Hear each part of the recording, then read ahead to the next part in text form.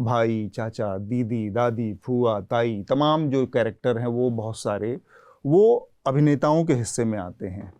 और फिर उसका एक पैरेलल दूसरा हिस्सा होता है, वो स्टार होता है। वो हर प्रोजेक्ट में ये इतनी सारी चीज़ें, तो वो अभिनेता एक तरफ चलता है, स्टार एक तरफ चलता है, ये सारी चीज़ें। ऐसा क्यों नहीं होता? बहुत कम, मतलब इरफान जैसे लोग हैं, इक्का दुक्का अपवाद हैं। वो स्टार और ये जो सारे के सारे अभिनेता हैं, ये एक साथ क्यों नहीं मिल पाते? वो अभिनेता ही स्टार क्यों नहीं हो पाता? ये फिल्म इंडस्ट्री में, बॉम्बे में, ये कैसा वो अंतर क्यों है? कभी आप लोगों ने इस तरह की सोचने की कोशिश की है, या ये लगता है कि ये मेरे जैसे आउटसाइडर का एक भ्रम है? देखिए, अभी एक तो ये थोड़ा एक एवर चेंजिंग वो है फिनोमेना। ऐसा नहीं है कि ये हमेशा ऐसे ही रहता है। जैसे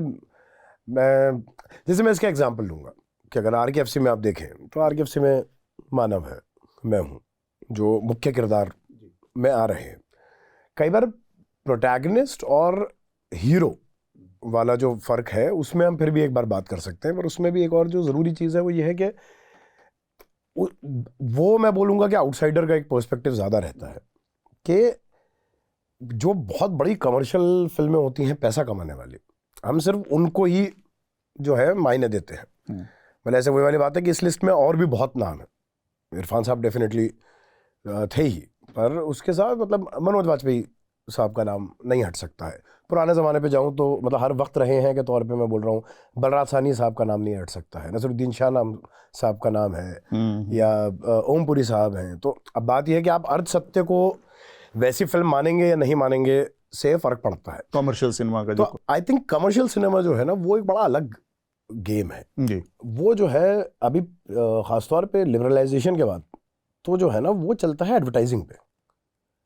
तो बात यह है कि भाई एक नया बच्चा या बच्ची कोई लॉन्च होते हैं और उसके बाद उसके पास 4 ब्रांड्स आ जाते हैं। अब उन ब्रांड्स की रिस्पॉन्सिबिलिटी है अगले 4 साल तक उसको स्टार बनाए रखना, क्योंकि उनको अपना सामान भी बेचना है जी।